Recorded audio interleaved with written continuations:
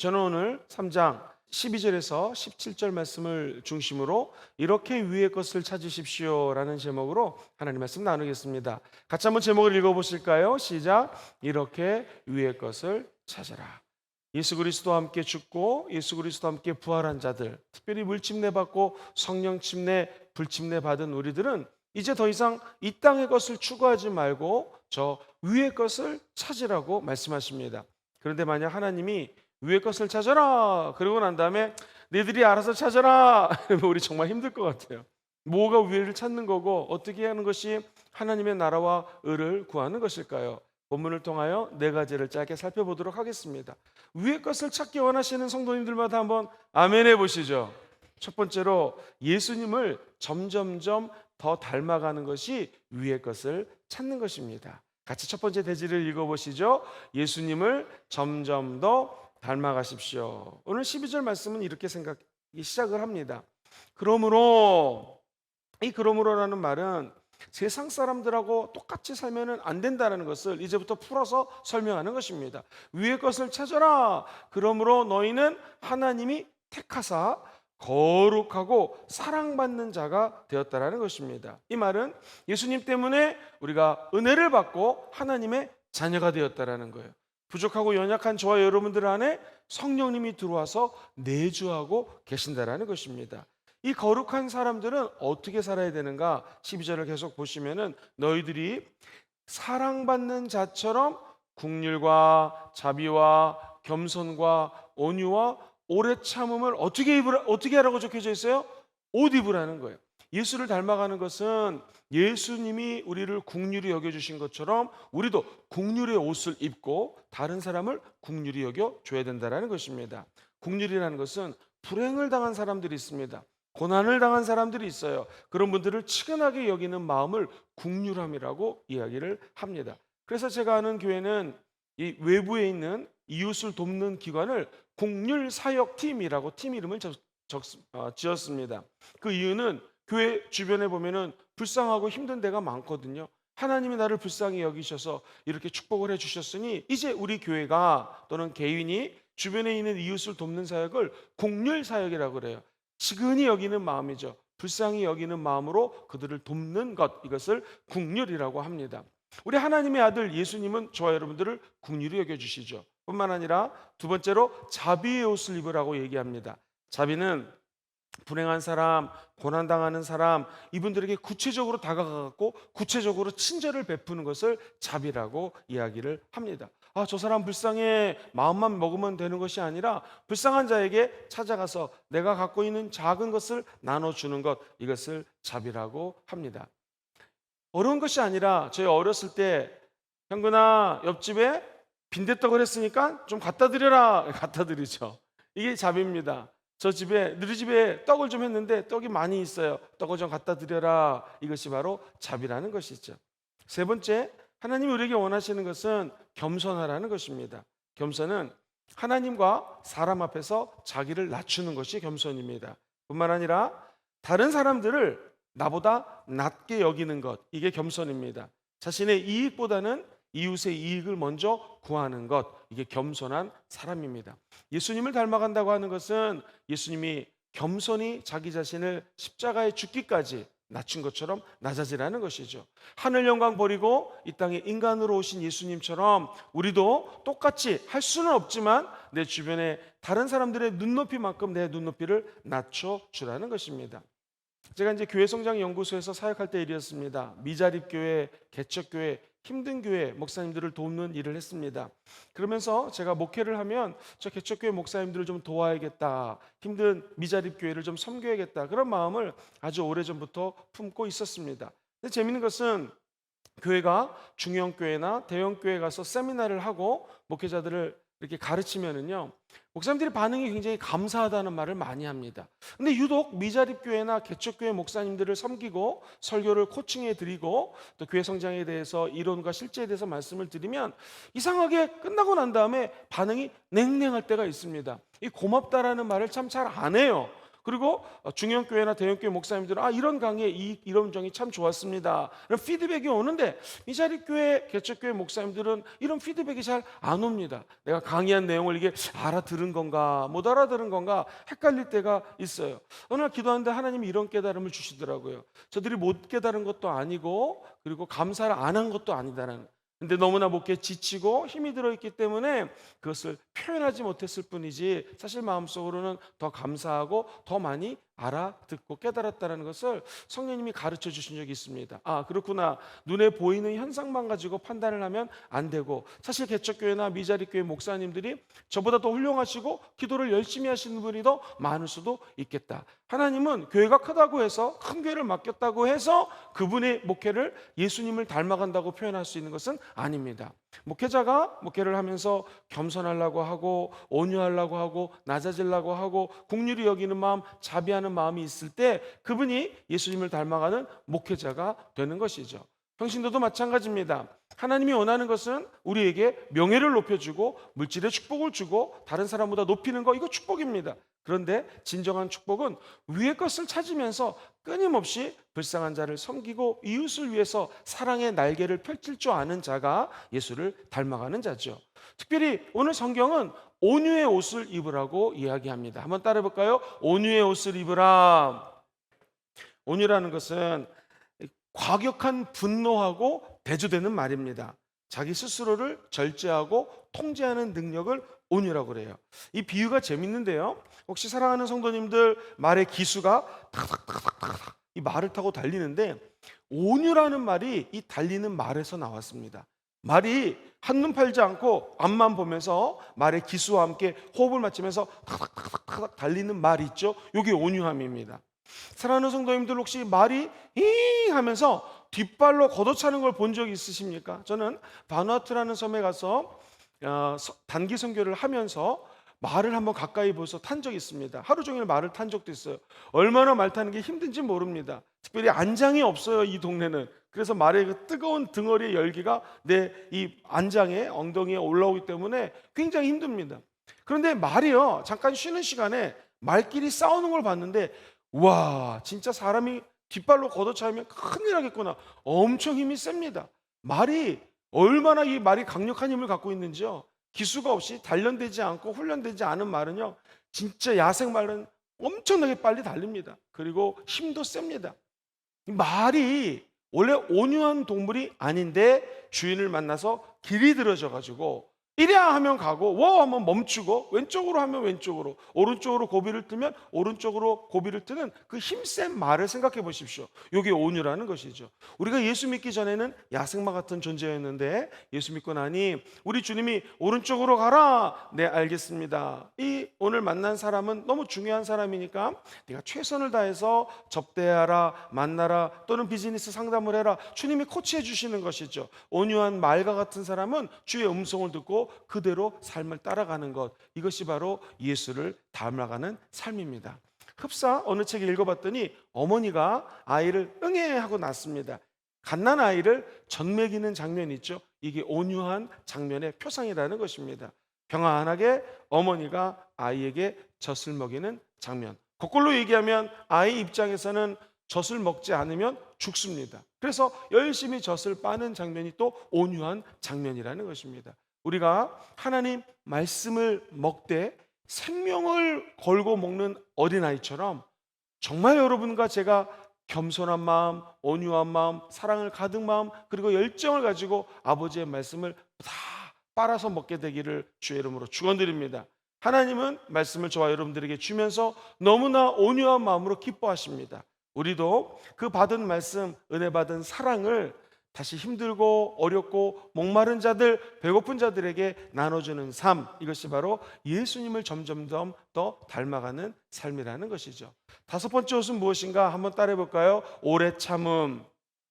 어떤 어려움이 있어도 믿음 때문에 견디는 거죠. 소망 때문에 힘이 들지만 끝까지 버티는 것입니다. 나에게 해를 끼친 사람들에게까지도 소망을 품고 견디는 것을 우리는 오래 참음의 옷이라고 얘기를 합니다.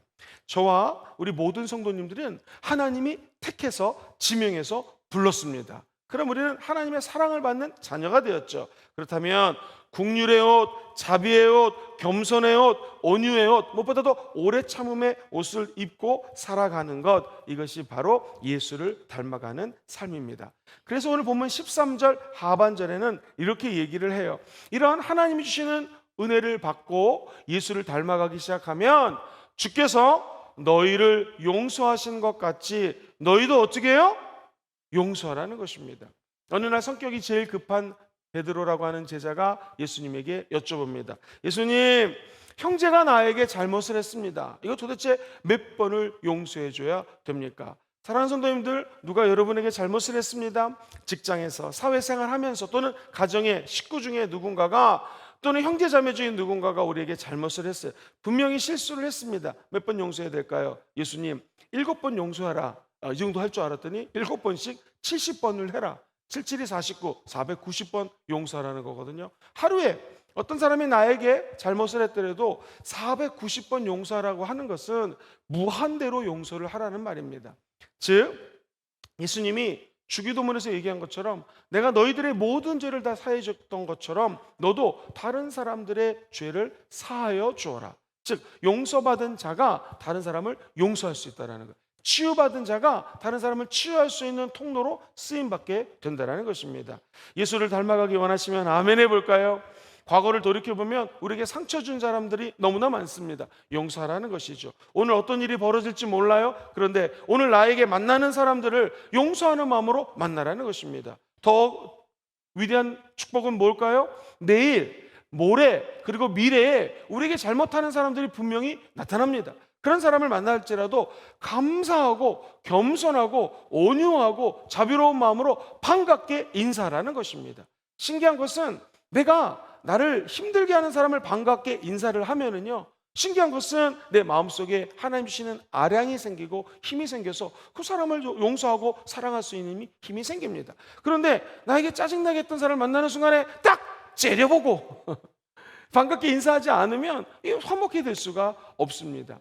제가 한번 교회성장 연구소에서 일을 할 때 일이었습니다. 직원 중에 한 분이 이 일은 참 너무나 어려운 게 아닌데 직장에서 인간관계가 어렵다라는 거예요. 뭐가 제일 힘드냐 그랬더니 사람들이 반갑게 인사를 해도 인사를 안 받는다라는 거예요. 근데 제가 가만히 보니까 이분이 처음에 반갑게 인사를 하다가 할렐루야 반갑습니다 했다가 상대방이 반갑게 인사를 안 하니까 자기도 모르게 위축이 돼가지고 이 사람이 내가 반갑게 인사를 하는데 인사를 안 받네 해서 나를 좀 무시하는 건가 얕잡아 보는 건가 해서 인사를 그다음부터 위축이 되니까 안 하는 거예요. 지금 일도 잘하고 있고 사람들이 당신을 다 좋아하니까 지금보다 2배, 3배만 더 반갑게 의식적으로 인사를 하고 반가워해 보십시오. 그리고 사랑한다고 표현해 보십시오. 그러면은 그분들도 똑같이 행할 것입니다. 그 다음부터 이분이 반갑게 할렐루야, 할렐루야 기쁘게 인사를 합니다. 그러니까 다른 사람들도 이분이 처음부터 이렇게 인사를 잘했던 사람이고 잠깐 무슨 일이 있었나 보다 하면서 아무렇지 않게 반갑게 서로 인사를 하는 거예요. 그렇습니다. 이 연구원의 문제는 뭐냐면 자기에게 문제가 있었던 거예요. 자기가 반갑게 인사를 안 하니까 상대방도 인사를 안 한 것뿐이죠. 이게 뭘 의미합니까? 결국 심는 대로 거둔다라는 거예요. 내가 어떤 사람을 용서해버리면 저와 여기 계신 모든 분들이 왜 실수 안 하겠습니까? 우리가 왜 잘못을 안 하겠습니까? 본의 아니게 농담으로 한 말인데 그 사람에게 상처가 될 수가 있고 분명히 이것은 사랑으로 한 말인데 아니 나를 갖다가 정죄하나 보다라고 오해하는 말들을 내 자신도 한단 말이죠. 그죠? 그럴 때 하나님은 심는 대로 걷게 해주십니다. 내가 하나님을 사랑으로 다른 사람을 용서한 만큼 용서받게 해준다는 것이죠. 그래서 성경은 참 재밌습니다. 예수님을 닮아가려고 애쓰고 노력하고 주님의 사랑을 전하다 보면 나도 모르게 주님을 닮아갈 뿐만 아니라 내 주변 사람들까지 행복해진다는 것이죠. 이게 성경의 가르침입니다. 이른바 경영학에서 얘기하는 윈윈 전법이 구사가 되는 거예요. 나도 잘 되고 다른 사람도 잘 되는 거예요. 그러나 세상에서 가르치는 진리라고 떠드는 것들은 내가 잘 되는 것입니다. 남들은 내 밑에 들어가도 내가 올라가는 그런 내용들이 참 많아요. 이른바 자기개발서도 읽다 보면 이런 맥락으로 서술하는 글들이 얼마나 많은지 모릅니다. 그러나 성경책은 틀립니다. 기독교의 진리는 틀립니다. 하나님의 말씀대로 살면 윈윈, 나도 잘 되고 상대방도 잘 되고 하나님도 기뻐하는, 즉 위의 것을 찾는 성도의 삶을 살게 될 줄 믿습니다. 마태복음 6장 14절로 15절 읽어볼까요? 시작. 너희가 사람의 잘못을 용서하면 너희 하늘 아버지께서도 너희의 잘못을 어떻게 해요? 용서하시려니와. 15절 시작. 너희가 사람의 잘못을 용서하지 아니하면 너희 아버지께서도 너의 잘못을 용서하지 아니하리라. 참 이게 무서운 말입니다. 오늘 본문의 14절도 너희들은 사랑의 띠를 떼라 그랬거든요. 이 고대 근동에서는 남자건 여자건 원피스 같은 옷을 입어요. 그러니까 허리에다 띠를 띠지 않으면 옷이 펄렁펄렁거리고, 특별히 군인들 같은 경우에는 전쟁터에 나가서 싸울 수가 없습니다. 그래서 진리의 허리띠를 동여매라 하고 얘기를 합니다. 진리의 허리띠에서 궁금하신 분 있으시면 어저께 수요예배 말씀 강의를 인터넷으로 들으시면 되겠습니다. 진리의 허리띠를 떼라. 근데 오늘 본문에서는 사랑의 띠를 떼라. 용서하고 긍휼히 여기고 품은 다음에는 사랑으로 자기의 가장 중요한 허리 부분을 갖다가 띠띠우라, 허리띠를 만들라라는 것입니다. 사랑하는 성도님들, 저와 여러분들이 아직 죄인 되었을 때에 그리스도께서 십자가에 죽으셨습니다. 그리고 하나님의 사랑을 저와 여러분들에게 확증하셨어요. 그렇죠? 십자가에 흘리신 예수 그리스도의 보혈, 그리고 하나님이 그 아들 예수를 아낌없이 보내주신 사랑, 그것 때문에 저와 여러분들이 구원을 얻었다라는 거예요. 그렇다면 우리 로마서 5장 5절 말씀 같이 한번 읽어보도록 합니다. 시작. 소망이 우리를 부끄럽게 하지 아니함은 우리에게 주신 뭐로 말미암아? 성령으로 말미암아. 무엇이? 하나님의 사랑이 우리 마음속에 부음받았다. 그렇습니다. 하나님의 사랑이 우리 마음속에 부음받을 수 있는 것은 말씀 그대로 우리에게 주신 성령 때문이에요. 성령의 능력으로 사랑의 힘이 공급되어진다는 거예요. 이웃을 사랑한다, 긍휼히 여긴다, 자비롭게 여긴다, 용서한다, 온유하게 대한다, 사랑을 전한다. 이것이 바로 성령의 능력 안에서 부어진다는 거예요. 하나님이 나사렛 예수에게 성령과 능력을 기름 붓듯함에 주가 두루다니며 선한 일을 합니다. 마귀에게 눌린 자를 고치십니다. 모든 병든 자들을 치료하십니다. 기적을 행하십니다. 성령이 임하면 이런 일이 벌어진다는 것이죠. 오늘 이 새벽에 우리가 위의 것을 찾고자 나왔습니다. 예수를 닮기 원합니다. 근데 이것이 우리의 힘으로 됩니까? 우리의 능력으로 됩니까? 안 되더라는 거예요. 길을 쓰고 용서하려고 하는데 잠만 자려고 눈을 감으면 그 사람이 생겨서 미워하는 마음이 생겨요. 제가 어떤 TV 프로그램을 봤더니 이상구 박사라고 유명한 분이 강의를 하는데, 자기가 누구한테 돈을 빌렸는데 친구가 돈을 띄어갔대요. 그 사람만 생각하면 한 5억이었답니다. 5억. 밤마다 5억이 떠오르고, 그 친한 친구가 돈을 띄어먹었으니까 이 친구 얼굴이 떠올랐고 잠을 잘 수가 없어요. 무려 5억이라는 돈 때문에 5년을 고생했대요. 5년을. 근데 5년 뒤 자기 건강이 급속도로 나빠지는 거야. 아, 이러면 안 되겠다. 이 사람을 용서해야겠다. 그래가지고 이 이상구 박사가 택한 건 뭐냐면 찬양을 하기 시작합니다. 용서가 안 될 때 밤에 혼자 일어나갖고 좋아하는 찬양을 막 10번이고 20번이고 30번이고 부른 거예요. 그리고 그 찬양을 부른 다음에 기도를 했대요. 간절히 기도하고. 이렇게 해서 제 기억에 일주일간을 했더니 그 사람이 용서가 되더래요. 그 다음부터 건강도 좋아졌다는 것입니다. 저는 이런 생각이 들었어요. 한 박사가 돈을 빌려줬다가 못 받았다는 거잖아요. 얼마나 믿겠습니까? 이거 뭐 5만 원도 아니고 50만 원도 아니고 5천만 원도 아니고 5억이니 잠을 못 자겠죠. 얼마나 마음이 상하겠습니까? 그런데 그분을 용서할 수 있는 힘이 의학 박사라도 목사님이라도 아무리 예수를 열심히 믿은 사람이라도 우리 안에는 없다라는 거예요. 결국에는 그가 하나님을 찬양하고 기도하고, 즉 예배드리자 하나님의 영이 임하게 되었고 성령이 그 친구를 용서할 수 있는 마음을 허락해 준다는 것입니다. 오늘 이 새벽 제단에 쌓는 저와 여러분들이 사람을 용서할 수 있는 능력, 사랑할 수 있는 능력이 우리에게 없음을 고백하시고 성령의 충만함을 받게 되기를 주의 이름으로 축원드립니다. 이게 사랑이 온전하게 우리 허리를 둘러매는 띠라고 이야기를 합니다. 성령 하나님이 저와 여러분들에게 긍휼함을 선사하시기를 주의 이름으로 축복합니다. 요한복음 15장 9절로 10절 말씀 더 읽어보겠습니다. 시작. 아버지께서 나를 사랑하신 것 같이 나도 너희를 사랑하였으니 나의 사랑 안에 거하라. 내가 아버지의 계명을 지켜 그의 사랑 안에 거하는 것 같이 너희도 내 계명을 지키면 내 사랑 안에 거하느니라. 내 계명은 곧 내가 너희를 사랑한 것 같이 너희도 서로 어떻게 해요? 사랑하라는 것. 하나님의 율법 말씀 최고가 무엇인가? 사랑하라는 것입니다. 너희가 내 사랑을 받았으면 이제 너희도 다른 사람들을 사랑하라. 아하, 예수 닮아가는 인생이란 결국 사랑하는 인생입니다. 사랑하는 성도님들, 이 새벽에 위의 것을 찾고자 나온 우리들에게 성령으로 말미암아 이 사랑의 권능이 부어지게 되기를 주의 이름으로 축원드립니다.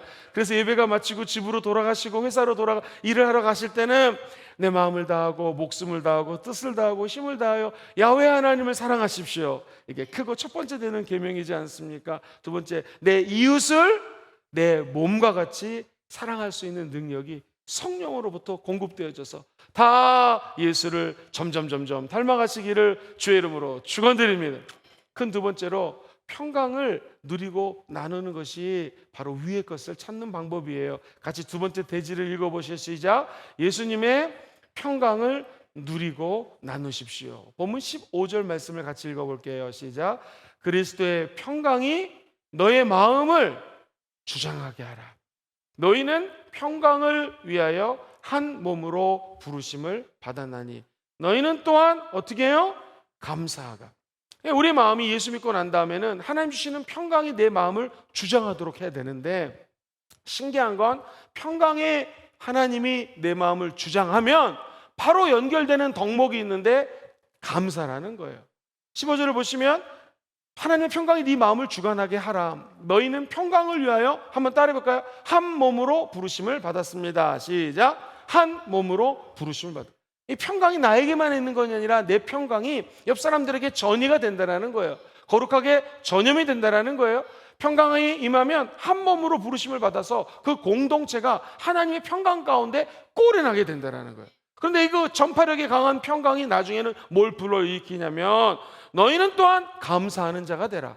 평강과 감사는 연결이 되어 있어요. 그래서 사도 바울이 편지를 쓰면서 너에게 평강과 하나님께 대한 감사가 넘칠지어다. 내가 너에게 평강을 끼치노라. 우리 예수님도 말씀하시죠. 성령이 우리 안에 들어오시면 나는 너희들에게 평강을 주노라. 예수님 부활하시고 내가 너에게 평강을 끼치노라. 평강이 들어오면 내 마음속에 감사가 밑에서부터 조금씩 차고 넘치게 된다는 거예요. 지금 우리가 살고 있는 이 땅 참으로 어렵습니다. 제가 경유차를 주로 쓰는데요. 그 이유는 기름을 좀 절약할 수 있기 때문에 경유차를 좋아합니다. 그래서 경유차를 썼는데 얼마 전부터 이 경유 기름값이 일반 기름보다 더 올라갔습니다. 한 7, 8만 원 넣으면 기름이 완전히 찼는데 어제 기름을 넣었더니 10만 원이 넘게 들어가는 거예요. 2천 원이 넘게 올라가지고 경유값이 더 힘든 시대를 살고 있습니다. 이른바 고유가죠. 어제는 환율이 달러당 1,300원을 넘었습니다. 이야, 이것 좀 굉장히 어렵구나.